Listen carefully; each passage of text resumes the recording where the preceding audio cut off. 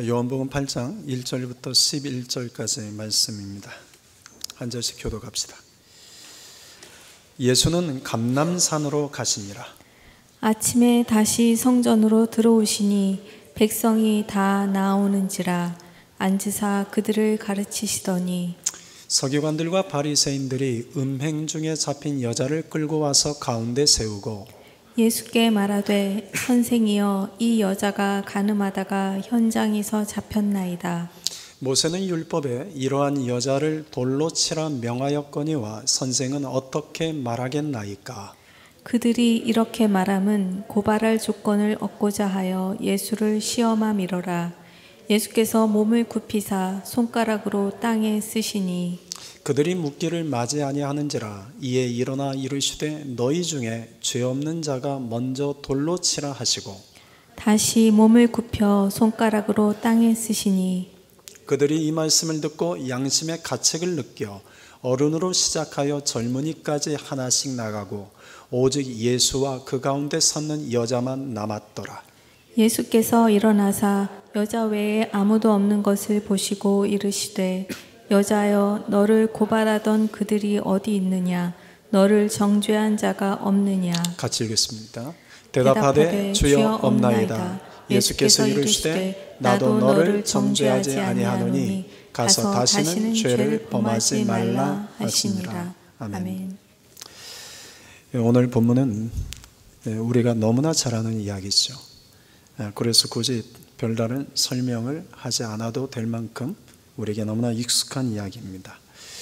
서기관들과 바리새인들이 간음하는 여인을 붙잡아서 예수님께 끌고 왔습니다. 그리고 예수님을 시험하는 내용이 오늘 본문의 이야기입니다. 오늘 본문의 말씀을 묵상하면서 제 안에 세 가지 질문이 떠올랐습니다. 첫째, 교회는 어떤 사람들이 오는 곳이어야 되는가? 둘째, 예수님 앞에 나올 때는 어떤 마음을 가져야 하는가? 셋째, 우리가 그리스도인으로서 어떤 삶을 살아야 되는가? 오늘은 이 각각의 질문에 대해서 그 답을 본문을 통하여 여러분과 함께 살펴보고자 합니다. 먼저 첫째 질문입니다. 교회는 어떤 사람들이 오는 곳이어야 하는가? 이 질문은 어떤 사람들이 오는 교회가 되어야 하는가? 라는 질문이기도 합니다. 오늘 본문에는 두 부류의 사람들이 나옵니다. 하나는 간음하는 현장에서 붙잡혀온 여인입니다. 이 여인은 죄인입니다. 또 하나는 그 여인을 붙잡아 온 서기관들과 바리새인들 그리고 유대인들입니다.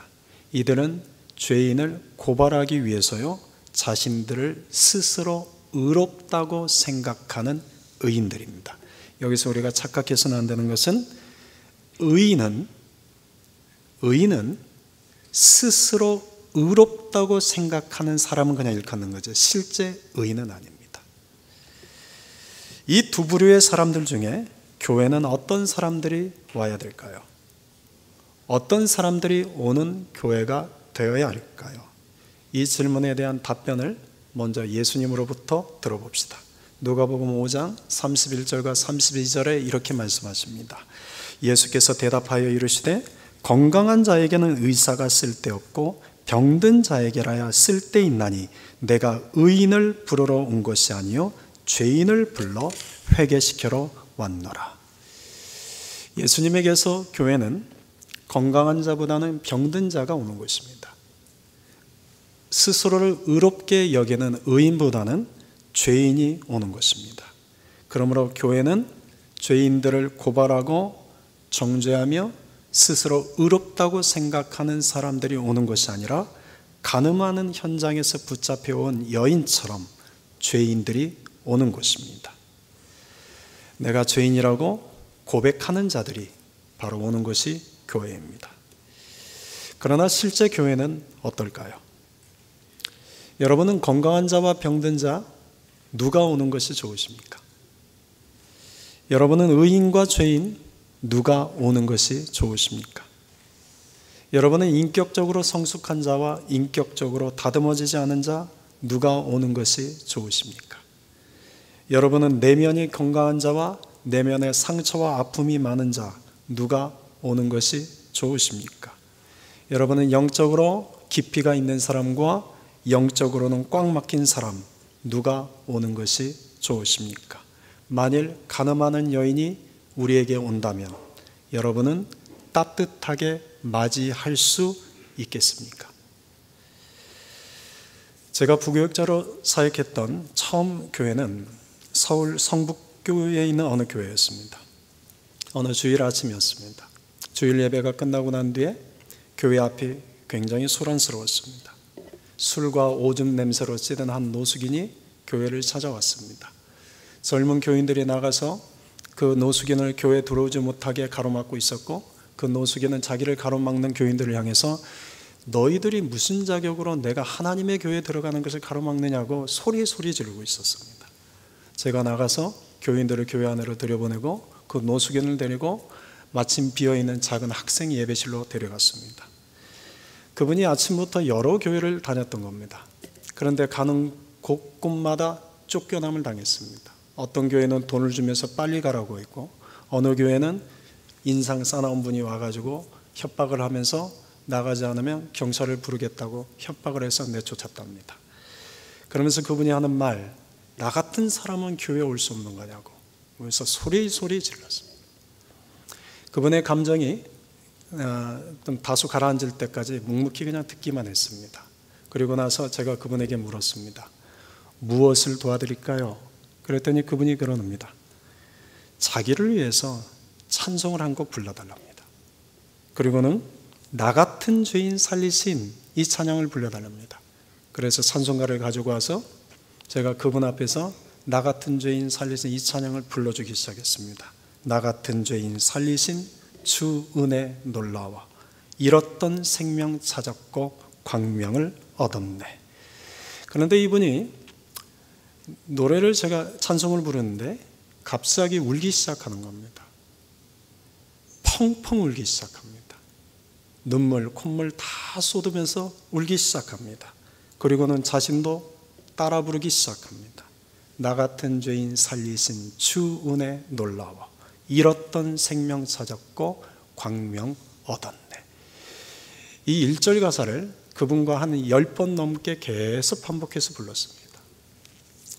그러더니 그분이 눈물을 닦고는 저에게 이렇게 묻습니다. 나 같은 사람도 정말 예수님이 용서해 주십니까? 나 같은 죄인도 정말 예수님이 살려주십니까? 저는 그분이 어떤 죄를 지었는지 알지 못합니다. 그분이 왜 노숙자가 되었는지, 그날 아침 그분이 왜 그렇게 괴로움 속에서 교회를 찾아왔는지 그 이유를 알지 못합니다. 제가 그날 아는 것은 단 하나입니다. 술과 오줌 냄새로 찌든 한 노숙인이 예수님 앞에 나와서 눈물을 흘리며 은혜를 구하고 있다는 그 사실 하나입니다. 그분을 위해서 제가 기도해 주었습니다. 그리고는 그분이 감사합니다 인사를 하고는 교회 밖으로 나갑니다. 제가 배웅해 주면서 언제든 오십시오. 그러나 그 이후로 두 번 다시 그분을 보지 못했습니다. 교회는 건강한 자보다는 병든 자가 오는 곳입니다. 교회는 의인보다는 죄인이 오는 곳입니다. 교회는 세상에서 환영받는 사람보다는 어쩌면 세상에서 그다지 환영받지 못하는 사람이 오는 곳이어야 합니다. 그러나 실제 교회는 그렇지 않습니다. 교회는 병든 자보다는 건강한 자가 오기를 바랍니다. 교회는 죄인보다는 의인이 오기를 바랍니다. 세상에서 손가락질 당하고 세상에서 환영받지 못한 사람이 오는 것보다 세상에서 인정받고 세상에서 그래도 사람들에게 신망이 있는 사람이 오는 것을 더 바랍니다. 우리 교회는 어떤 교회라고 생각하십니까? 우리 교회는 지금 어떤 교회가 되어가고 있다고 생각하십니까? 건강한 자보다는 병든 자일수록 예수님이 더 필요로 합니다.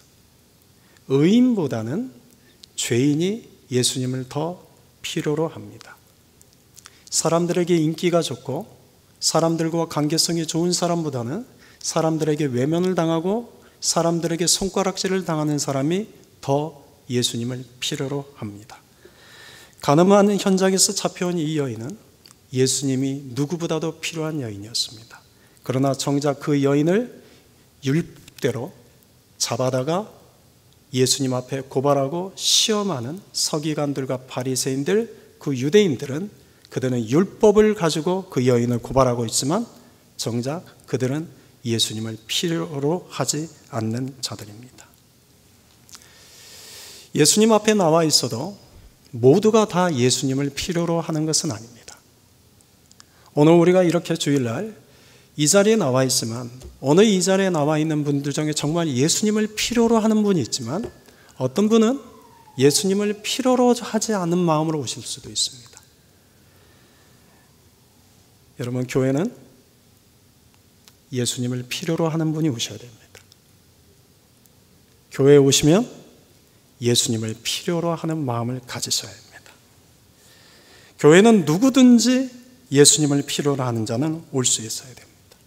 그러면 우리가 바라고 원하는 사람들이 오기를 기뻐하는 교회가 되기보다 정말 예수님을 필요로 하는 사람들이 오는 것을 기뻐하는 그런 교회가 되기를 소망합니다. 우리가 이런 교회를 위해서 함께 달려갑시다. 둘째 질문입니다. 예수님 앞에 나올 때는 어떤 마음으로 나와야 하는가? 가늠하는 현장에서 잡혀온 여인도 예수님 앞에 나왔습니다. 그리고 그 여인을 고발하는 서기관들, 바리새인들, 종교 지도자들과 유대인들도 지금 예수님 앞에 나와 있습니다. 그런데 이들은 어떤 마음으로 예수님 앞에 나왔을까요? 먼저 가늠하는 현장에서 잡혀온 여인입니다. 이 여인은 5절에 보는 것처럼 가늠하는 여인은 현장에서 잡히면 모세 율법을 따르면 돌에 맞아 공개 처형을 당했습니다. 그러니 이 여인이 예수님 앞에 끌려올 때 어떤 마음이었겠습니까? 아마 두 가지 마음이었을 겁니다.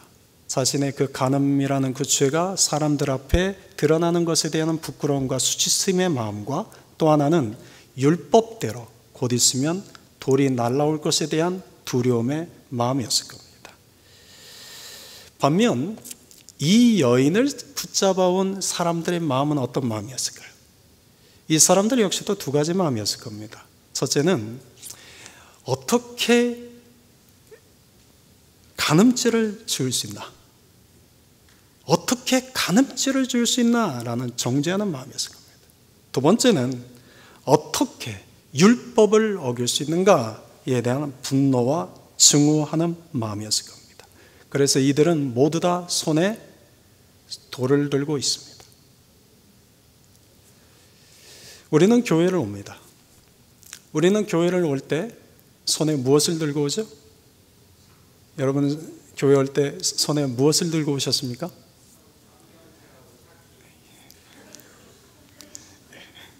성경을 들고 오죠? 그런데 우리 마음에 들고 오는 것이 또 있습니다. 돌을 들고 옵니다. 손에는 성경을 들고 오지만 마음에는 돌을 들고 옵니다. 그 돌은 미움의 돌, 비난의 돌, 정죄의 돌, 판단의 돌, 증오의 돌입니다. 그래서 언제나 준비가 되어 있습니다. 제 손에 들고 있는 성경을 기준으로 어긋나는 사람이 있으면 내 마음에 들고 온 그 돌을 던질 준비를 하고 있습니다.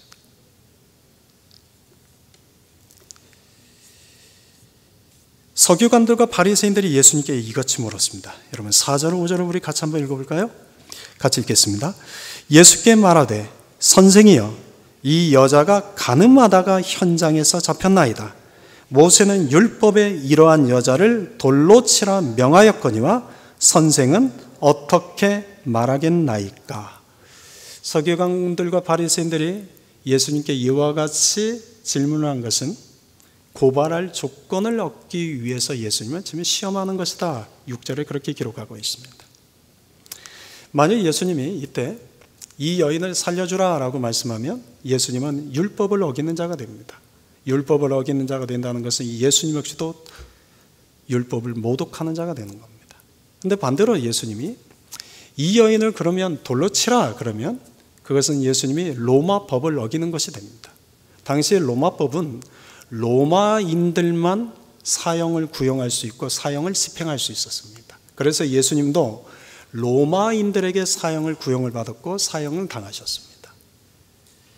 그런데 이 서기관들과 바리새인들은 예수님이 분명 율법대로 그 여인에게 돌을 치라라고 말할 것을 기대했습니다. 그러면 옳거니 됐다. 이제 건수 잡았다. 예수님을 고발하면 된다. 로마인에게 로마법에 의거하여 고발할 조건을 얻기 위해서 이와 같이 시험을 한 겁니다. 그런데 그 질문을 들으신 예수님의 행동이 그 다음에 참 이상합니다. 그 질문을 들으시고 갑자기 예수님이 몸을 숙이시더니 땅에 뭔가를 쓰기 시작하십니다. 성경에는 구체적으로 예수님이 무엇을 쓰셨는지에 대해서는 침묵합니다. 그러더니 예수님이 갑자기 일어나서 그 여인을 둘러싸고 있는 사람들, 손에 돌을 들고 금방이라도 그 돌을 던지려고 준비하고 있는 그들을 향하여 단 한마디를 하십니다. 너희 중에 죄 없는 자가 돌로 치라. 너희 중에 죄 없는 자가 돌로 치라. 그리고는 예수님이 또다시 몸을 굽혀서 땅에 뭔가를 또 쓰기 시작하십니다. 예수님께서 왜 이런 상황에서 땅에 뭔가를 쓰시는 행동을 두 번이나 반복했는지 성경은 우리에게 구체적으로 말하지 않고 있습니다. 그런데 이런 예수님의 행동은 꼭 하나님께서 모세에게 돌판에 십계명을 두 번 기록해 주신 것을 연상시킵니다. 하나님께서 모세에게 십계명을 두 번이나 돌판에 직접 써서 주셨습니다. 저는 하나님이 모세에게 십계명을 돌판에 두 번 써주셨던 것처럼 그날 그 자리에 계신 예수님은 땅바닥에 사랑이라는 단어를 쓰지 않으셨을까 생각을 합니다. 이유는 여러분 십계명을 두 문장으로 요약을 하면 하나님 사랑, 사람 사랑이 됩니다. 하나님 사랑, 사람 사랑입니다. 원래는 하나님 사랑, 이웃 사랑이라고 표현하기 맞는데 요즘 사람들이 이웃의 범위가 너무 좁아져가지고 그래서 하나님 사랑, 사람 사랑입니다. 그런데 이 단어를 다시 한 단어로 축약하면 그것은 사랑입니다. 하나님께서 모세를 통하여 십계명을 두 번이나 돌판에 기록해서 주셨습니다. 그들은 그 십계명, 그 율법을 기준으로 지금 여인을 향하여 돌을 들어 치려고 하고 있습니다. 그런데 예수님 보실 때 그들의 마음속에는 손에는 성경을 들고 있는데, 손에는 율법을 들고 있는데 그들의 마음속에는 사랑이 없는 것을 보신 겁니다. 그래서 예수님은 땅바닥에 사랑, 사랑, 사랑, 사랑 이 단어를 쓰셨을 겁니다. 요한복음 13장 34절을 보면 예수님께서 우리에게 새 계명을 주십니다. 새 계명을 너희에게 주노니 서로 사랑하라.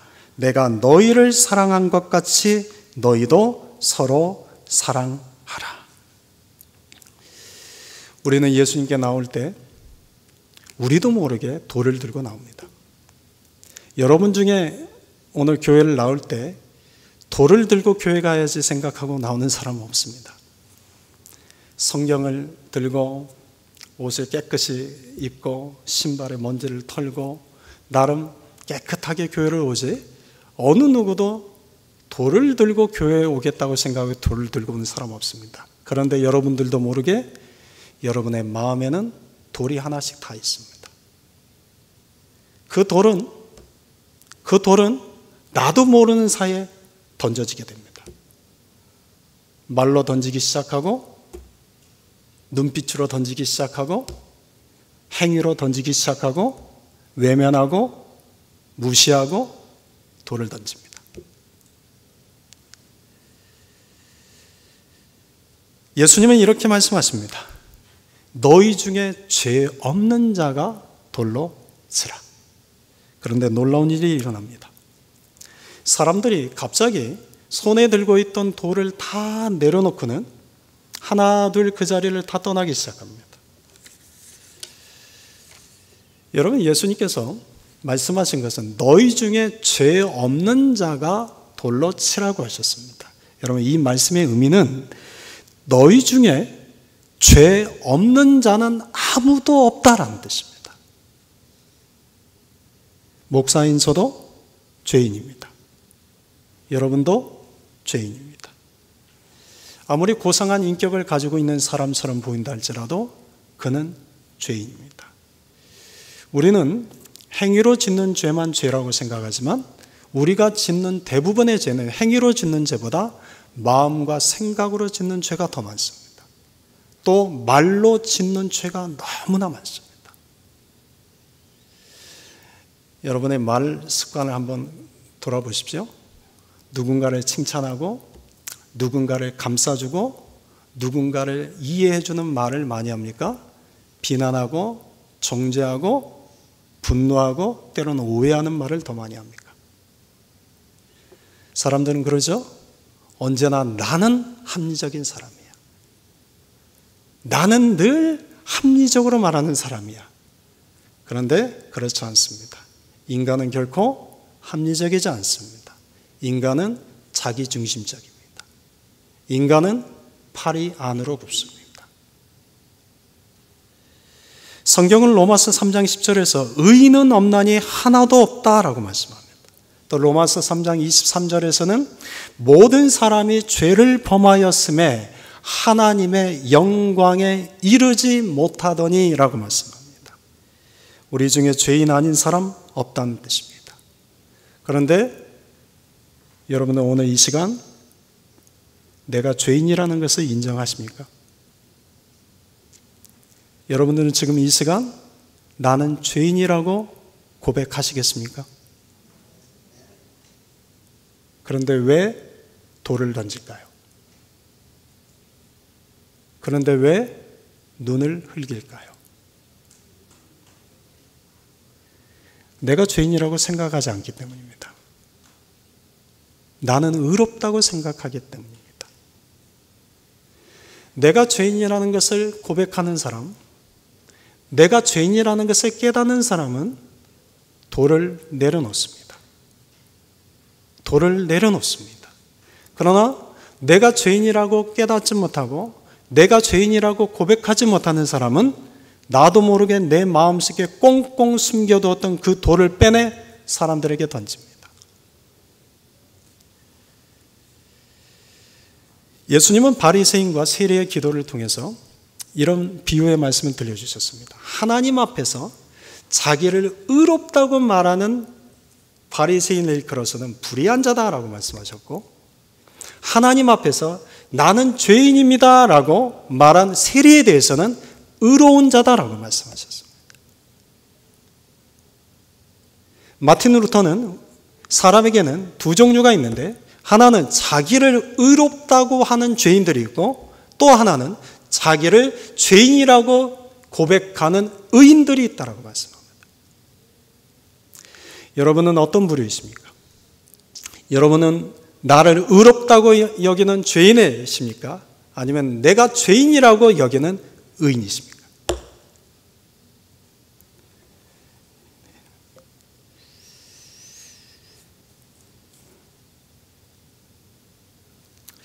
오늘 예수님은 우리에게 말씀하십니다.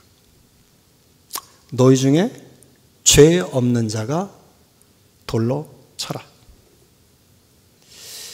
예수님 앞에서 내가 정말 죄인이라는 것을 알고 깨닫는 사람은 돌을 내려놓고 주님께 나아갑니다. 그러나 내가 죄인이라는 것을 깨닫지 못하는 사람은 오늘 주님의 말씀을 듣고도 돌을 들어 던집니다. 어떤 사람은 그 돌을 가지고 다시 나갑니다. 우리가 할 일은 여러분, 내가 죄인이라는 것을 함께 고백하는 것입니다.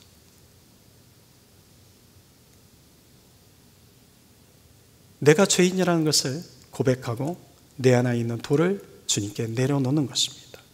그리고 우리가 주님 앞에 가져야 할 마음은 사랑, 용납의 마음입니다.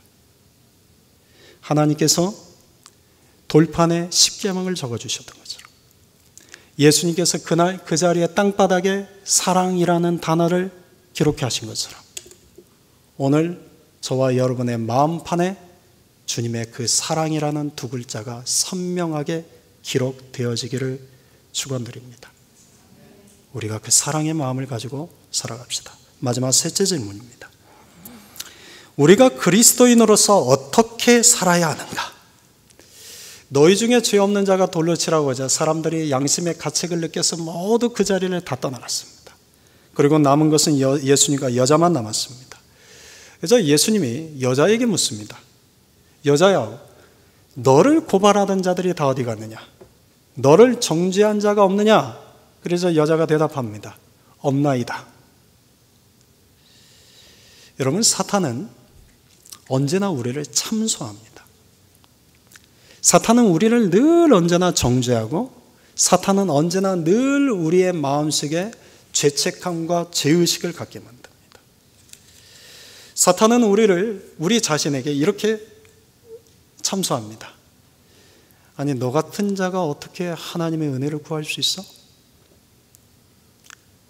너 같은 자가 무슨 그렇게 뻔뻔하게 주님께 나아가서 은혜를 구할 수가 있어? 그런데 사탄이 사람의 마음에 들어가면 사람이 사탄과 같이 참소하기 시작합니다. 아니, 어떻게 저런 사람이 성가대에 앉을 수 있어? 아니, 어떻게 저런 사람이 직분을 받을 수 있어? 아니, 어떻게 저런 사람이 주님의 교회를 섬긴다고 할 수가 있어? 여러분, 사탄은 끊임없이 우리를 참소합니다. 근데 또 사탄이 하나님 앞에서도 우리를 참소합니다. 사탄이 하나님께 가서 말합니다. 하나님, 저들을 보십시오. 하나님이 그렇게 사랑하고 그렇게 용서해주고 그렇게 은혜를 베풀어 주지만 보십시오. 또 죄짓지 않습니까? 또 악한 일을 하고 살지 않습니까? 그런데 언제까지 사랑하실 겁니까?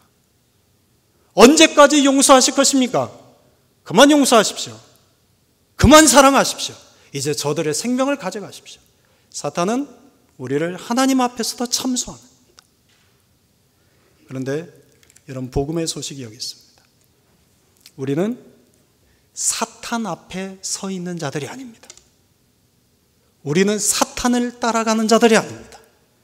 우리는 우리를 참소하는 사탄 앞에 서 있는 자가 아니라 우리의 죄를 용서하시는 예수님 앞에 서 있는 자들입니다. 우리는 우리의 죄를 용서하시는 예수님을 따라가는 자들입니다. 이것이 복음입니다. 이것이 은혜입니다.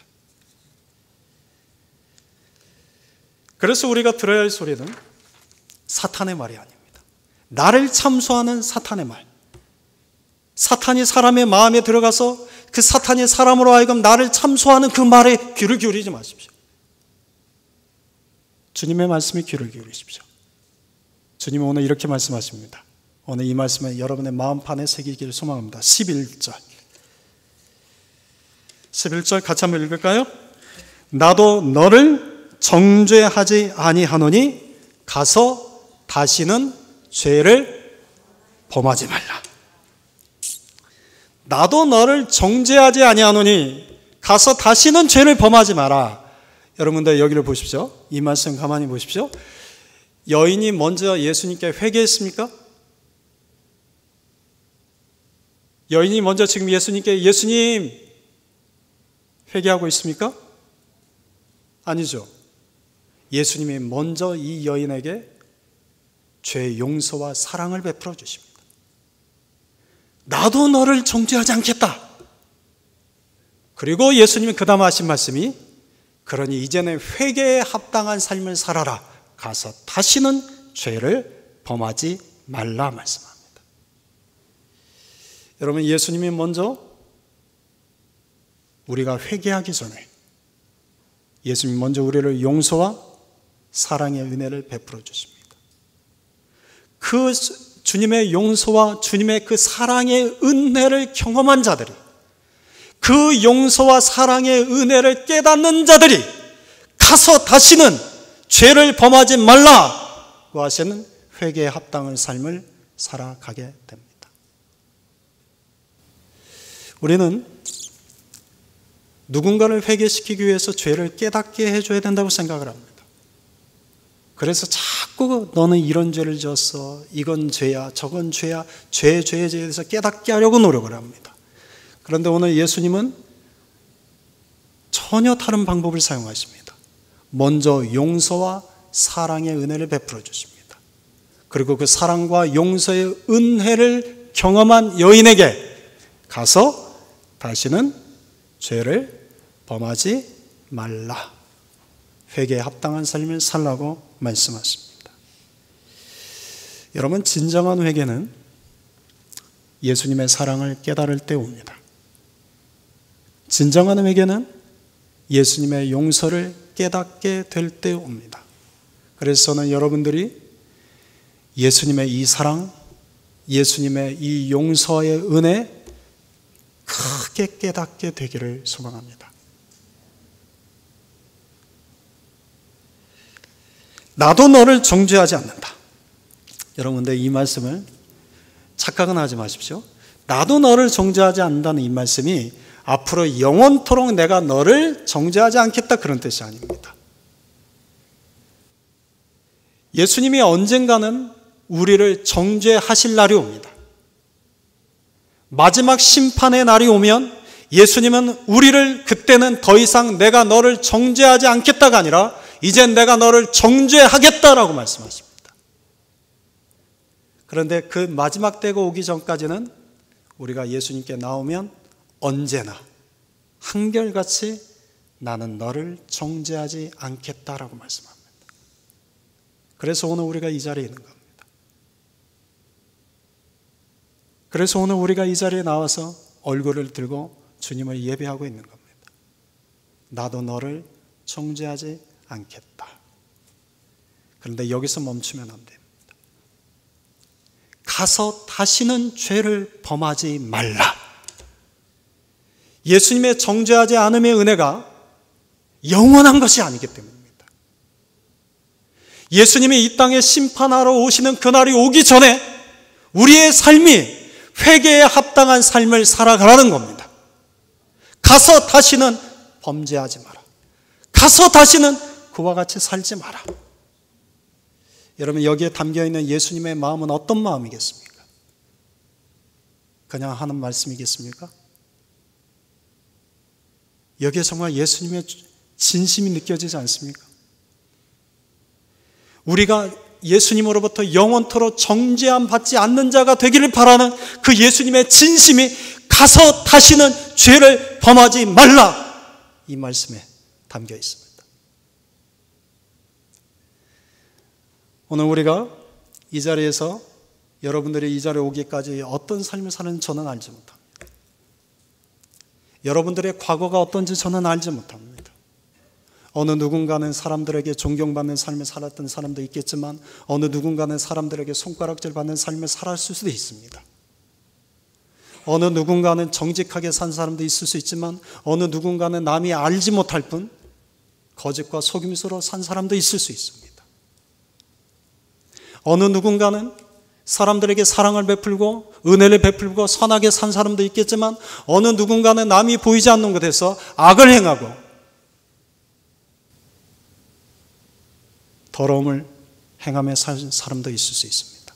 그런데 중요한 것은 오늘 우리 모두가 다 예수님 앞에 있다는 사실입니다. 우리에게 주님이 말씀하십니다. 나도 너를 정죄하지 아니한다. 여러분, 여기서 아멘 나와야 되지 않습니까? 여러분, 우리는 의롭지 못하죠? 나도 너를 정죄하지 않는다. 그러니 우리도 다른 사람을 정죄하지 맙시다. 정죄하지 맙시다. 그 사람은 그랬대. 저 사람은 저랬대. 그러지 맙시다. 그 사람 보통이 아닌데? 그러니 그 다음 이렇게 하십시오. 그러니 더 사랑해 줘야지. 이렇게 말하십시오. 아, 그 사람 보통 아니야. 그러니 더 사랑해 줘야지. 오늘 우리가 이 자리를 떠나갈 때 여러분 두 번 다시 돌을 들고 나가지 맙시다. 내 마음에 있는 그 돌 예수님 앞에 다 내려놓고 가서 다시는 범죄하지 마라. 가서 다시는 돌 던지지 마라. 이 말씀 앞에 주님, 제가 그렇게 살아보겠습니다. 제게 힘을 주십시오. 제게 능력을 주십시오. 이렇게 주님께 결단하며 나아가는 저와 여러분 될 수 있기를 주님의 이름으로 축원드립니다. 아멘.